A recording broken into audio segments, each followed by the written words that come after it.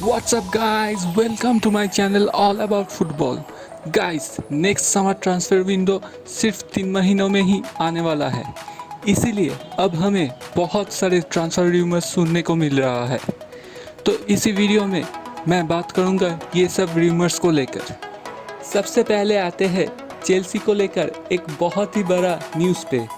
Mat Law, जो कि the Telegraph का न्यूज़ कॉरेस्पॉन्डेंट है, उन्होंने ये ट्वीट किया कि now Roman Abramovich is considering to sell his club Chelsea. हम सबको ही पता है कि यूक्रेन रशिया वॉर को लेकर यूरोपियन गवर्निंग बॉडीज़ काफ़ी स्ट्रिक्ट एक्शंस ले रहे हैं और ये भी सुनने को आ रहा है कि रोमन एब्रामोविच के ऊपर भी यूरोपियन यूनियन काफ़ी सैंक्शंस लगा सकते हैं। कुछ दिन पहले ही रोमन एब्रामोविच ने चेल्सी चैरिटेबल फाउंडेशन ट्रस्टीज़ के ऊपर ये क्लब का स्टीवर्डशिप सौंप दिया, लेकिन ये डिसीजन काफ़ी नहीं है। European Union just want to close all ties between Chelsea and Roman Abramovich. तो कुछ ही दिनों में ये क्लियर हो जाएगा कि what is the future of this saga. To be honest, आने वाला ट्रांसफ़र विंडो काफ़ी ख़राब हो सकता है चेल्सी फैंस के लिए, क्योंकि जहाँ पर भी नज़र आ रहा है सिर्फ और सिर्फ आउटगोइंग्स की ही न्यूज़ आ रही है। यहाँ पर टियर 1 सोर्स फैब्रिजियो रोमानो ने ये ट्वीट किया कि सीजर एस्पिलिक्वेटा और बार्सिलोना का ये डील काफ़ी क्लोज आ गया है। बार्सिलोना ने 2024 तक की एक कॉन्ट्रैक्ट दिया है उनको, with an option for further extensions.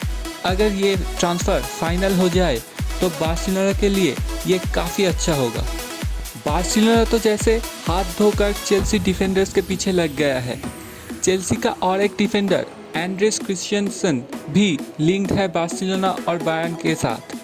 Fabrizio Romano का ये मानना है कि बार्सा ने क्रिश्चियनसन को अब एक इम्प्रूव बीड ऑफर किया है और बार्सिलोना ये बीड को लेकर काफ़ी कॉन्फिडेंट भी है। और यहाँ पर कहना चाहूँगा कि अगर बार्सिलोना ने एंड्रेस क्रिश्चियनसन और सीजर एस्पिलिक्वेटा ये दोनों का ही ट्रांसफ़र कॉन्फर्म कर ले तो अगले साल बार्सिलोना का डिफेंस काफ़ी ज़्यादा इम्प्रूव हो जाएगा। इस सीज़न जॉर्जिनो को काफ़ी कम गेम टाइम मिला है due to the outstanding performance of Mateo Kovacic and N'Golo Kante. तो काफ़ी लिंक्स ये आ रहा है कि जॉर्जिनो अब चेल्सी क्लब से मूव ऑन कर सकता है। इटली का क्लब जुवेंटस जॉर्जिनो को लेकर काफ़ी इंटरेस्टेड है and Juventus can offer a sum of money along with Adrien Rabiot for his services. पिछले समर ट्रांसफ़र विंडो में चेल्सी ने इंटर मिलन से काफ़ी हेवी फी देकर लुकाकू को खरीदा, लेकिन इस सीज़न ये प्लेयर का परफॉर्मेंस कुछ खास नहीं है। इसीलिए चेल्सी लील का स्ट्राइकर जोनाथन डेविड का सिचुएशन भी मॉनिटर कर रहा है, जिसने अभी तक लील के लिए इस सीज़न में 16 गोल कर चुके हैं सिर्फ 35 मैचेस में। अब आते हैं मैनचेस्टर यूनाइटेड के बारे में। मैनचेस्टर यूनाइटेड का दोनों टॉप स्ट्राइकर क्रिस्टियानो रोनाल्डो और एडिनसन कावानी नेक्स्ट सीज़न को लेकर काफ़ी अनसर्टेन है, तो इसीलिए अब ये क्लब एक नया स्ट्राइकर के तलाश में है। तो कुछ सूत्रों की ये कहना है कि मैनचेस्टर यूनाइटेड नापोली का स्ट्राइकर विक्टर ओसिमहेन को लेकर काफ़ी इंटरेस्टेड है।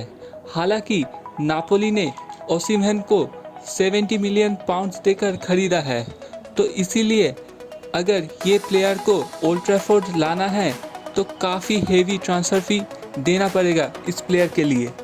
दूसरी तरफ स्पोर्टिंग लिस्बन का मिडफील्डर जोआओ पाल्हिन्हा भी लिंक्ड है मैनचेस्टर यूनाइटेड से। काफ़ी पोर्तुगीज़ आउटलेट्स ने ये रिपोर्ट किया है कि यूनाइटेड इस प्लेयर को चाहता है अपनी मिडफील्ड पर। यहीं पर मैं मेंशन करना चाहता हूँ कि इस प्लेयर का मार्केट वैल्यू अभी 25 मिलियन पाउंड के आसपास है। It is also reported that Spurs and Wolves are also interested in this player. North London rivals Arsenal और टॉटनहम फ्रैंक केसी को लेकर काफ़ी निराश होंगे, क्योंकि अब ये लग रहा है कि केसी धीरे धीरे बार्सिलोना की तरफ झुक रहे हैं। Kessie is out of contract this summer और ये भी पता चल रहा है कि बार्सिलोना ने केसी को 6.5 मिलियन यूरो पर ईयर का एक कॉन्ट्रैक्ट भी ऑफर किया है। अगर ये ट्रांसफ़र हो जाए तो क्या ही मिडफील्ड ट्रायो देखने को मिलेगा पेड्री, केसी और गावी का। तो यहाँ पर बार्सिलोना टीम के जैसे ही बार्सिलोना बोर्ड और मैनेजमेंट भी काफ़ी अच्छा परफॉर्मेंस दे रहा है ट्रांसफ़र मार्केट पे। यहीं पर बात करते हैं आर्सेनल प्लेयर बुकायो साका को लेकर। बुकायो साका बहुत ही खुश है अपनी परफॉर्मेंस और आर्सेनल लाइफ से। He loves the club, he is only thinking about the top 4 finish. तो इमीडिएटली कॉन्ट्रैक्ट एक्सटेंशन नहीं होगा, लेकिन नेक्स्ट समर में ये कॉन्ट्रैक्ट एक्सटेंशन देखने को मिल सकता है। Now guys let's talk about the contract situation of Kylian Mbappe. तो ये कॉन्ट्रैक्ट के पीछे का स्टोरी हर एक सेकंड में पलट रहा है। हमें फरवरी के शुरुआत में ही ये पता चला कि रियल मैड्रिड और एम्बापे के बीच में सब कुछ ठीक है और सीज़न एंड होने के बाद ही ये डील फाइनलाइज हो जाएगा।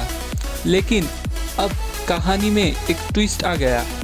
अब पता चल रहा है कि पीएसजी एम्बापे को अपनी टीम पर रखने के लिए कुछ भी करने को तैयार है, मतलब कुछ भी। As per the reports, PSG are willing to offer Mbappe a grand deal, which includes 50 million euro net salary plus 100 million euro loyalty bonus।